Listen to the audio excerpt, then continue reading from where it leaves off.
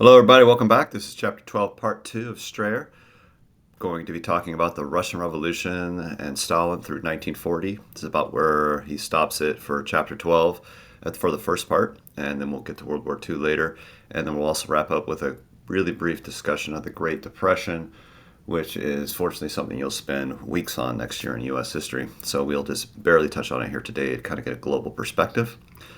Hopefully, I'll kind of elucidate things a little bit better than in the book. I will go a little bit deeper because I think he leaves a lot of valuable stuff out about the Russian Revolution specifically, which we've already talked about in class. So I'll just review that again just because it's covered in the book. But we want to remember that the Russian Revolution was part of this long march toward a desire to change the government of Russia from this, at the time, people viewed outdated monarchical system with the Romanov dynasty, the longest serving dynasty in European history. Since the 1600s, this family had been in power in Russia. They shared very little of that power. Most people are poor peasant farmers. There's always been a movement of radicals and other liberals who had wanted to change the government for different reasons. We remember the one czar was blown up in outside his carriage in the 1860s, even after, that would be Alexander after emancipating the serfs. So we move on. We have Nicholas II. He is a very, by most accounts, feckless, poor leader. Takes his country into World War I in 1917 as part of this the alliance he has with Serbia. And we know what happens there. So basically, Russia is suffering. They lose the most soldiers in the war. They're unprepared. They're not as industrialized as other countries. And eventually, by 1917, thanks to International Women's Day and a march that started into a general strike that shut down the entire country, the Tsar abdicated or stepped down from his throne. He was told basically, you either abdicate or we overthrow you. So he stepped down. And they set up a provisional government that was run by Alexander Kerensky, among others. He's the one who's the famous name that stands out as more of a comparative Vladimir Lenin, a moderate socialist, one could say, if you want to say that, if it helps you think of it that way. Lenin is a different type of socialist, one we will now call communist, Bolshevik, which is kind of literally means the big ones in Russian, which they named themselves that to make themselves see great, but they really weren't a large portion of the Russian population.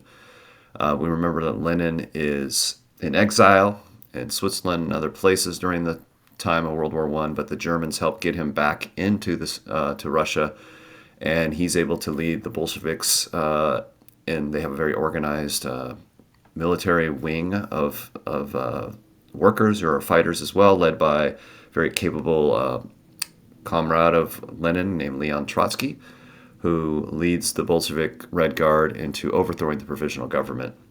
And the October Revolution or November Revolution in 1917, remember we talked about the two different calendars here in class.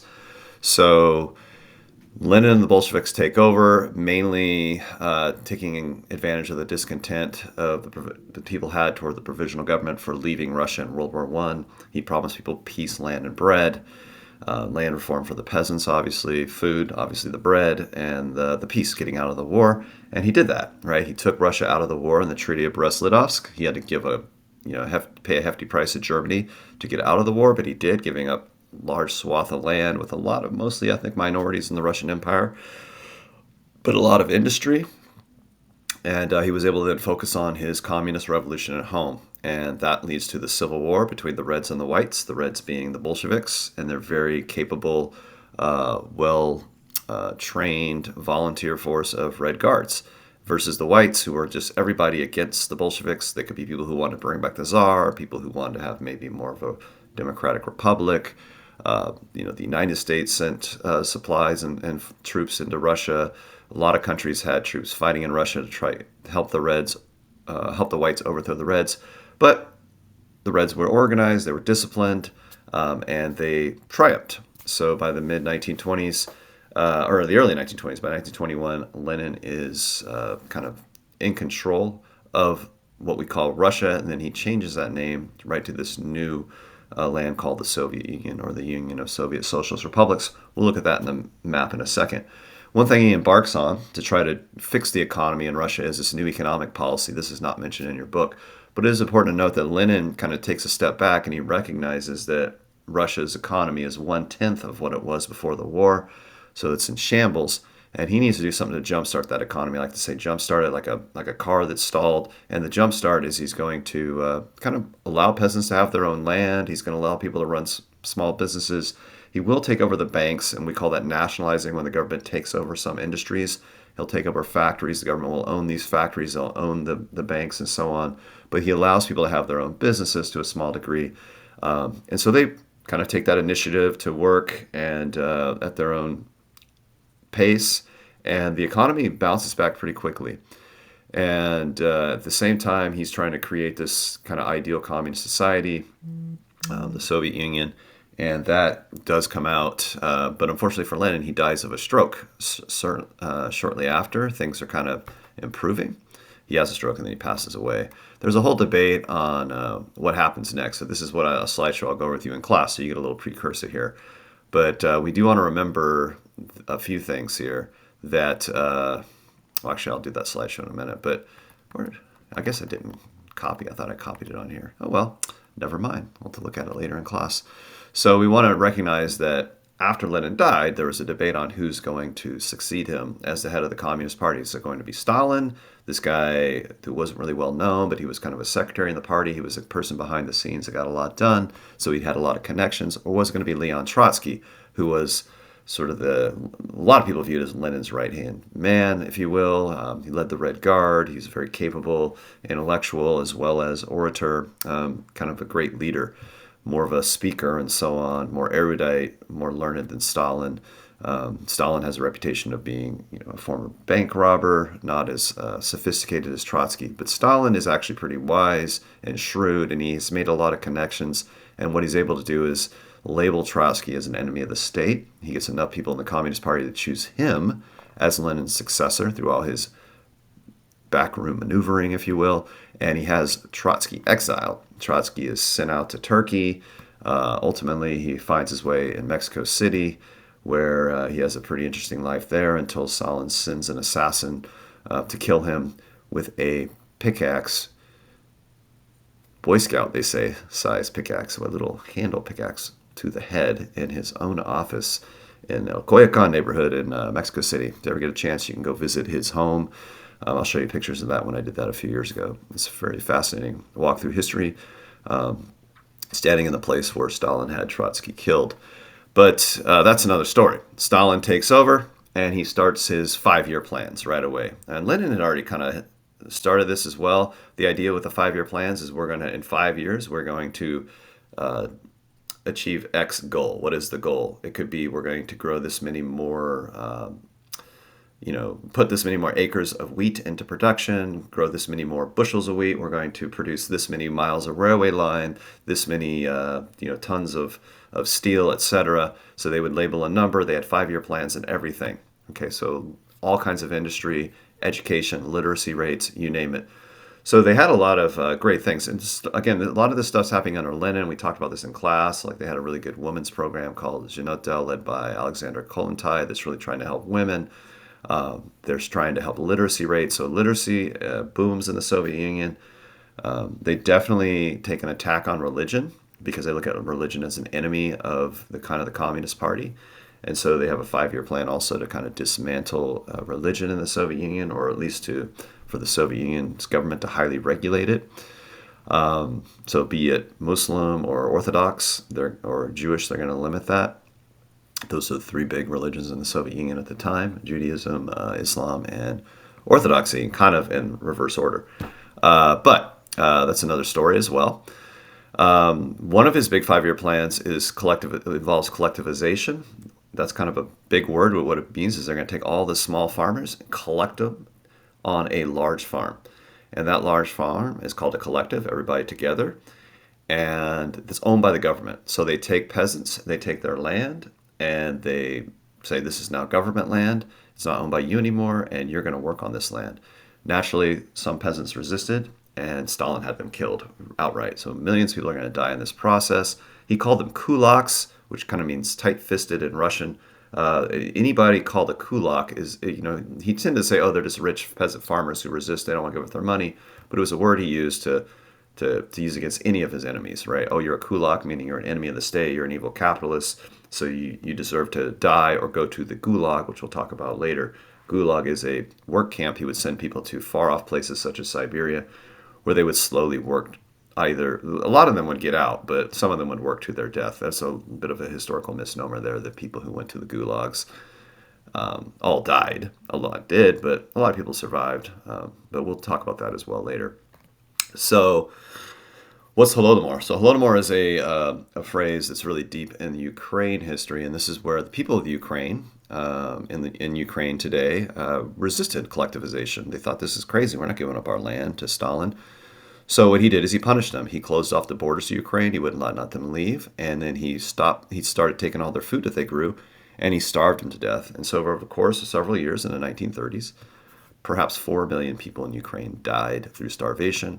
We call this manufactured starvation because it wasn't because there was a shortage of food. It was because Stalin took the food, forced them to stay where they were, and shipped it out sometimes, sold it to other countries or moved it to the cities, and the people of Ukraine died. Why did he kill them? Because they resisted collectivization. They resisted his rule. It's a very simple line there. And this is another example of early, I should say, before the word genocide was created, another example of genocide. Because he's focusing on a specific group of people of Ukrainian ethnic background, and killing them because of resistance, right? And he's got zero concerns about them. Also, another thing Stalin does during his, and this is again, this idea of his totalitarian reach, right? He is trying to control every aspect of the citizens' lives. And one thing about Stalin, he's a very paranoid man. And he's worried that there could be people in the Communist Party that are against him. So he does what we call a purge or a cleansing of the Communist Party. And he just has everybody killed that he is suspicious of. And so if there's 20 people in a room and he thinks one of them might be against him, he will have them all killed. So he calls this the purge. He really wipes out the Communist Party. Fellow communists, I want to point out, right? He is killing them out of fear that they may be voting to overthrow him and his power. And he labels them as enemies of the state. He has trials, things like that. Sometimes he just has them killed like secretly and just kind of erases their memory. There's a lot of stories behind this. I have like a documentary that I might assign, but I might watch with you, or I might just recommend you watch that kind of goes into detail about all the stuff I'm talking about, which I'd recommend. As the purge expands, it affects everybody in the Soviet Union. So sometimes we call this the terror, in which millions of people are died because Stalin wants to make sure that there's nobody against him. And unfortunately for him, it's successful. He survives, and he carries the Soviet Union into World War II and beyond, right? And so it works for Stalin. It is terrible for the people of the Soviet Union. This is in your book. This is a Bolshevik cartoon, a worker bringing light, which is light bulb, to the people, and business people, priests, all these other people trying to put out the light, that the communists are bringing. This is a very pro-Bolshevik piece of work here.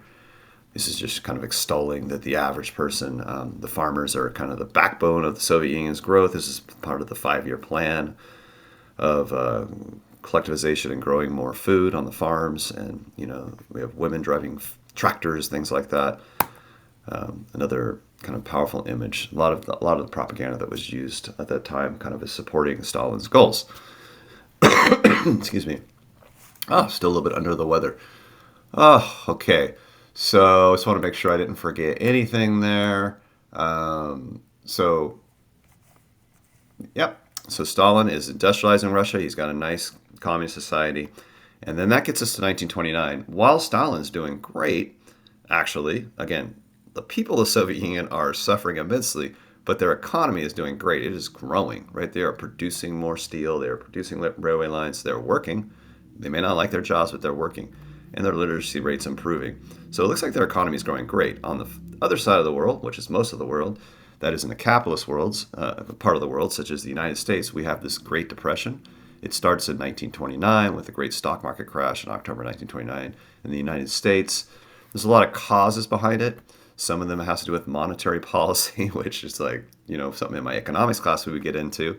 But there was also a lot to do with this overproduction, unregulated market in which the stock market was overvalued because of lies and deceit, basically. People putting their money in places they never should have. And so eventually, when people realized what was going on, the entire thing collapsed. Banks lost people's money. Everybody's broke, if you will. And we see a massive drop in world trade. As soon as countries start to suffer, they don't want competition from other countries, so they put up tariffs and they don't allow other countries to trade with them, so the other countries retaliate. When world trade contracts, usually economies contract. So I can't spell tariffs, so I just realized that. Take away that first R, that's a typo. Wouldn't be a Mr. Nass slideshow without a typo, so get rid of that first R on tariffs there. It's not tariffs, it's tariffs. But anyway, there is a 62% drop in world trade in these tariffs. So I don't know. Hopefully, we don't see that today, or any sort of trade.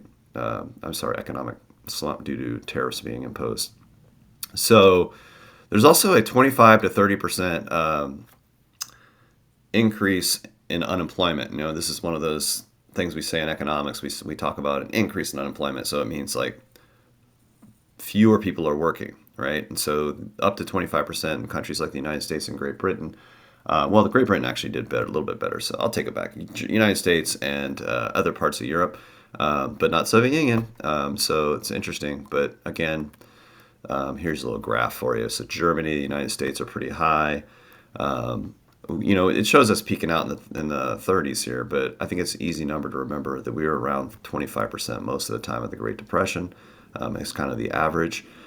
You can see that the United States took longer to kind of get out of the Great Depression than Germany did, and we'll talk about that. That has to do with Hitler's totalitarian control as well as his focus on the economy. He was very structured and organized because he was able to make deals with business leaders and stuff like that, and also militarize his country faster than the United States did. And Great Britain weathered it a little bit better than us, but not much better.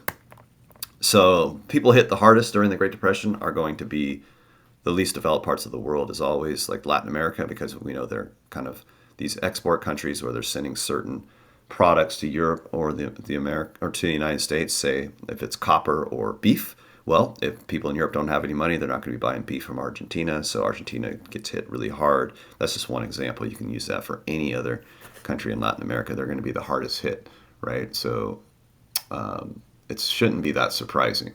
But we often don't really talk about that because, we're more obsessed with the United States and Europe. But it's important to remember that probably the hardest hit places were in Latin America and other colonial places or post-colonial places. So how do people respond to the Great Depression, right? And Strayer calls this capitalism unraveling. So the economy has collapsed and people are suffering. There's a lot of poverty. So people thought, the economy is going to regulate itself. We don't need any government intervention. Clearly, they realized they do need some government intervention. So the United States and other countries enact some reforms. So the Soviet Union, of course, is doing great. They don't have to do anything. Again, great in the sense of their economy growing, not great for the people. Don't go around telling people I said that. Okay. There's also something called democratic socialism, which really takes off in Europe. This is the idea of socialist ideas, but with a democratic government, not a dictatorship. This is still in place today. I talk about this in my economics class a lot, say like in Sweden or Norway. These countries have very socialistic tendencies in terms of the government providing healthcare as a right, providing more robust education than we have, just kind of taking care of their people more versus kind of letting their people fend for themselves. The United States kind of dabble with that a little bit with something called the New Deal. We set up a lot of things in place to help people, like Social Security, which is paltry way to support people who are retired today. It's nothing compared to what European governments do today, but it is something that we created in the 1930s to give people who are no longer working age money to live off of. And, there was more regulation of the banks, more laws in place, more institutions put in place to kind of protect the banks. It is important to recognize that in the Scandinavian countries, the Great Depression really wasn't a big effect because the government always took more of a control in kind of regulating the economy and also supporting its people. So say places like Denmark and Sweden, they actually did pretty well during the 1930s. In those societies, they did not have the high level of unemployment or poverty that we had like in the United States or in Germany. In Germany, during this time, we see the rise of Nazism and Hitler. based on a couple things, right? One is people's frustration with the economy in the Great Depression, but the other is simply bitterness toward their treatment in the Treaty of Versailles, right? Germany was treated really poorly, as we recall, got the blame for the war, had to pay all the reparations, lost a lot of land and population. So that brings a lot of fodder for the rise of Hitler, which we'll talk about later. So things go really well in Germany because Hitler is able to kind of make deals with the business people. He doesn't take them over. He's not socialist, but he does make deals and contracts, and he rebuilds Germany's military, and that helps their economy grow, and it leads to a decrease in unemployment. Similar things happen in Japan, very similarly. In the United States, again, we don't really get out of the Great Depression until World War II. That's very important to remember. The New Deal did a lot of things to kind of help people, but it didn't, giving them jobs and things like that, which you'll learn about in U.S. history next year. But they didn't. It didn't do anything to really get our country out of the Great Depression. Some people say the government just wasn't spending enough money. There was a lot of resistance to the New Deal. It sounds socialist, right? America, as you know, has a very strong anti-socialist strain. So there's a lot of resistance to it. And so, that's one argument. Some people argue that our president himself is pretty conservative, Franklin Roosevelt, and he didn't want to make greater changes. He wanted to make deals with the banks and so on. But either way, we didn't really get out of the Depression until World War II. That's when we really spent money, right? We Americans, we don't really like to spend money on things that are domestic to help people, but we are pretty happy to spend money on war. That's a statement. You can look at our budget, our budget today, and kind of the way people vote. So I don't know if that's a good or bad thing, but that's kind of the reality of our nation. So I will leave us here. These are a couple pictures. This is in your book. World's highest standard of living. There's no way like the American way. And this is a real photo. You think it was made up. This is in Louisiana. But then you have all these people in line to get food after a flood because this is in the Great Depression and life is miserable. Unemployment is high. There's a lot of contrast here with race as well, but definitely class, race involved in this.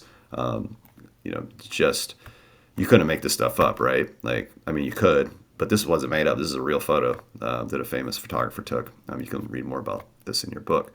And so this is the end of chapter 12.2, the Russian Revolution, the Great Depression. I will pick up the rest probably later this week on the rise of fascism and totalitarianism, and then we'll wrap up with World War II. Hopefully I'll have 2 more of these, maybe, for Chapter 12. Chapter 12 is, like I said, there's not a lot of pages, but there's a lot of information that I'm adding to. So hopefully this is helpful for you, and let me know if you have any questions. All right, see you later. Bye.